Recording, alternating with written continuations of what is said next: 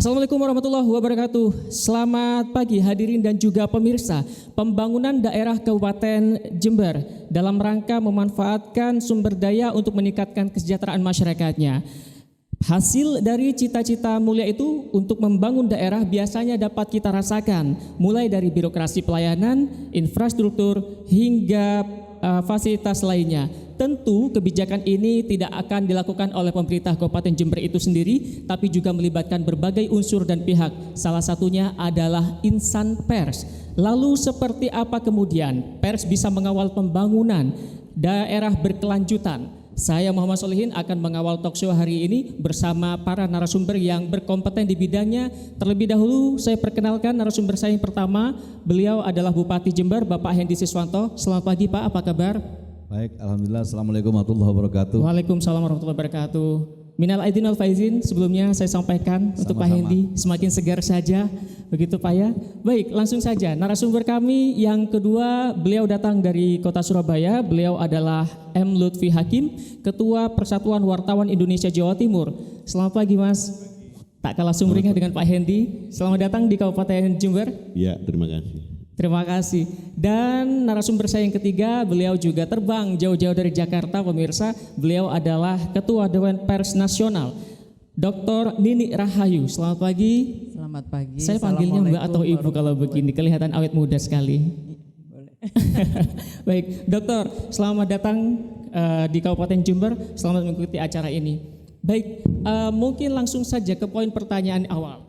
Pak Hendy, hari ini di forum yang berbahagia ini, seluruh OPD se-Kabupaten Jember, bahkan luar biasa, ada yang tersambung via koneksi Zoom dan juga live streaming, dikumpulkan oleh Kabupaten Jember bersama dengan insan-insan pers yang ada di Kabupaten Jember dan sekitarnya.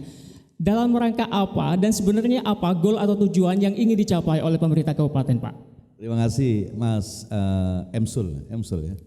Emsul, terima kasih. Yang pertama saya terima kasih kepada Ibu Nini, Ibu Dr. Nini Rahayu, terus selamat datang ke Kabupaten Jember, dan juga terima kasih Mas Lutfi Hakim, juga selamat datang ke Kabupaten Jember, dan juga teman-teman semua OPD, teman-teman dari PWI, dari AJI, dari IJTI, dan juga teman-teman camat, kades, semua yang hadir di daring, tidak bisa langsung datang ke pendopo ini. Tapi yang jelas hari ini ada satu keberkahan buat kita, bahwa sebelum saya jawab itu, yang duduk di depan ini sebenarnya, ini semuanya asli Jember semuanya nih. Ini adalah produk Jember semua. Saya sebagai kepala daerah sekarang ini mempunyai anak 2,6 juta penduduk Jember. Tentunya bangga karena Jember memang ada singkatan yang memang tidak bisa dipungkiri lagi. Jember artinya jembatan menuju berkah.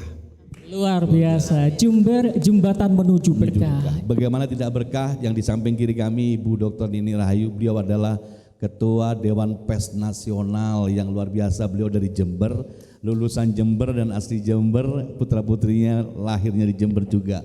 Luar biasa, sekarang eksis di nasional untuk negeri, berkah untuk negeri, tapi dari Jember, yang luar biasa.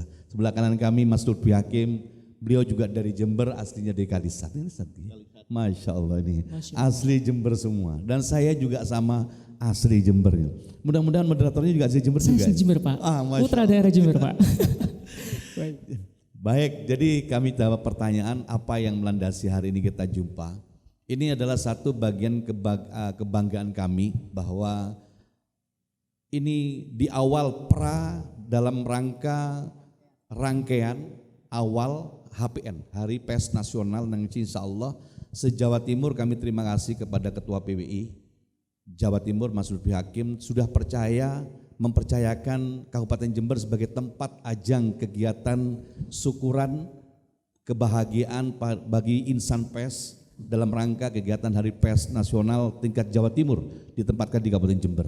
Nanti akan dilaksanakan tanggal 27 dan 28, dan insya Allah Pemkab Jember akan mengiringi serta mensukseskan Hari Pers Nasional itu. Dan harapan kami juga ke depan Hari Pers Nasional untuk tingkat nasional juga ditempatkan di Kabupaten Jember. Ini harapan kami. Ini cita-cita besar kami seperti itu.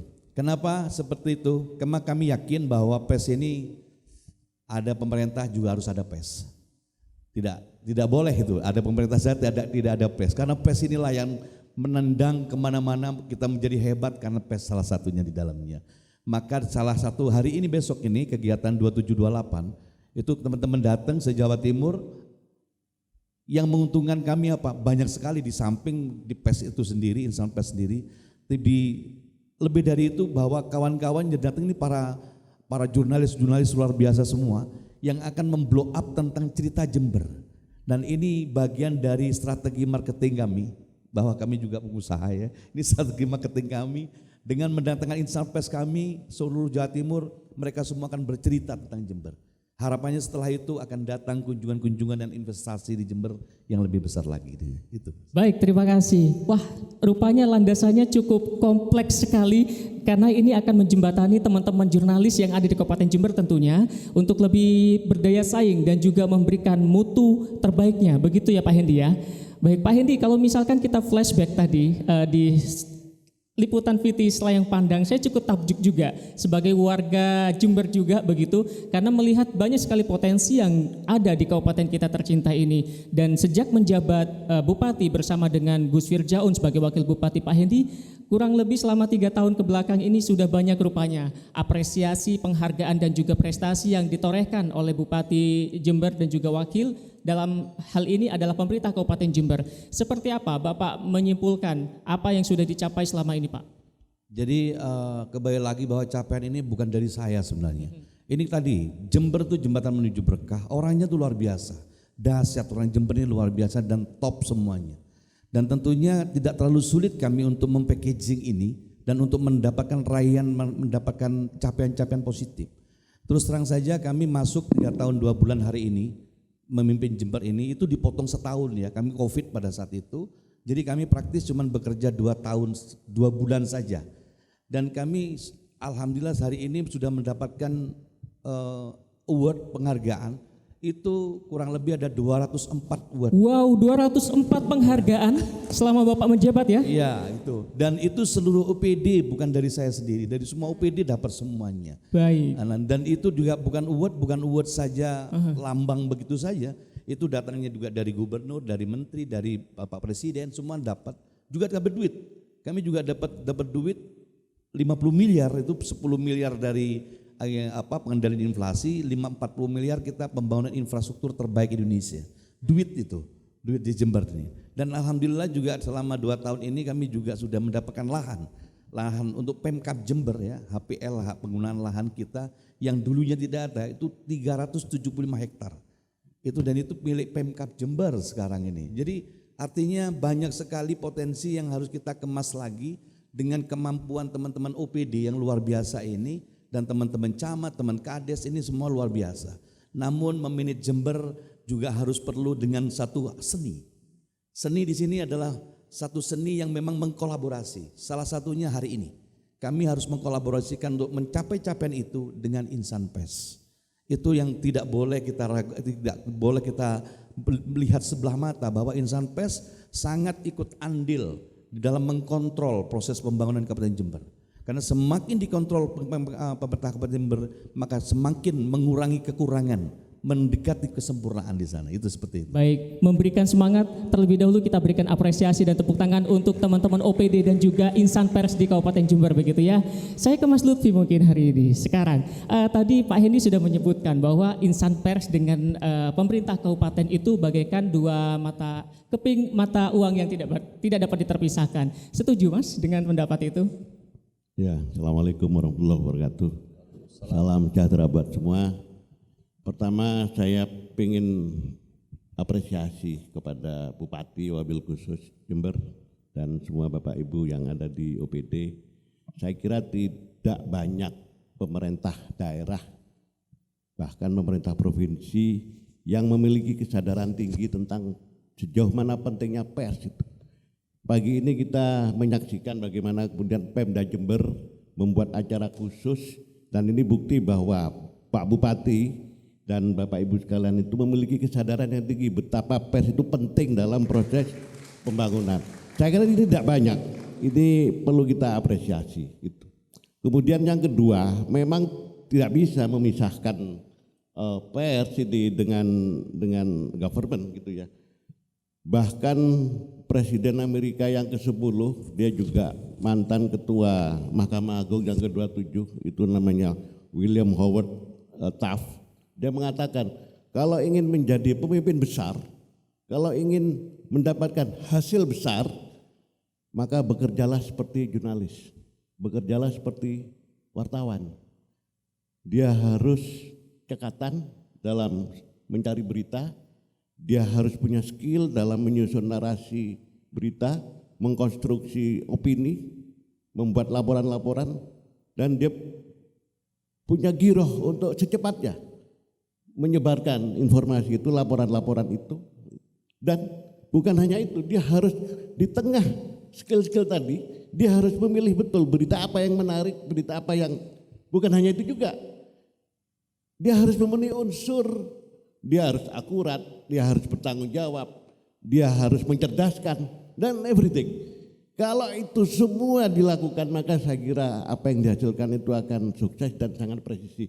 Kami melihat bahwa Pemda Jember yang dikomandani oleh beliau ini, saya kira sama itu. Jadi tahapan-tahapan bagaimana memimpin sebuah daerah itu hampir mirip dilakukan oleh Pak Hendi dalam waktu yang pendek. Tadi disebutkan sudah ada 200 lebih award, ada 200 lebih penghargaan, yang itu saya kira bukan sembarang penghargaan, tentu ada basic penghitungannya. Maka itu saya kira perlu direkatkan bagaimana kerja pers itu, karena yang saya sebutkan tadi, pers itu tidak sekedar kemudian menulis, tidak hanya sekedar, tapi bagaimana juga berpikir tentang sustainable development. Itu kan seperti yang tema ini gitu. Kalau misalnya Pemda mengalokasikan anggaran untuk jalan misalnya, panjang jalan, jangan kemudian hanya, jadi bukan tidak boleh, jangan hanya kemudian mengkritisi tentang kualitas bangunan jalan itu, tentang kemungkinan-kemungkinan terjadi distortif terhadap pembangunan jalan itu, tapi harus berkelanjutan cara perspektifnya itu. Bagaimana panjang jalan ini misalnya sepanjang 10 km, dampak keekonomiannya itu seperti apa? Itu yang mesti dikawal terus oleh jurnalis kita. Karena hemat saya, pemerintah sebetulnya enggak perlu kerja, cukup bangun jalan saja, ekonomi itu sudah jalan sendiri. Bagaimana ketika di situ ada tanah kosong, kemudian dibikin jalan, kemudian tumbuh misalnya sebuah kawasan hunian, perumahan misalnya, itu yang namanya real estate.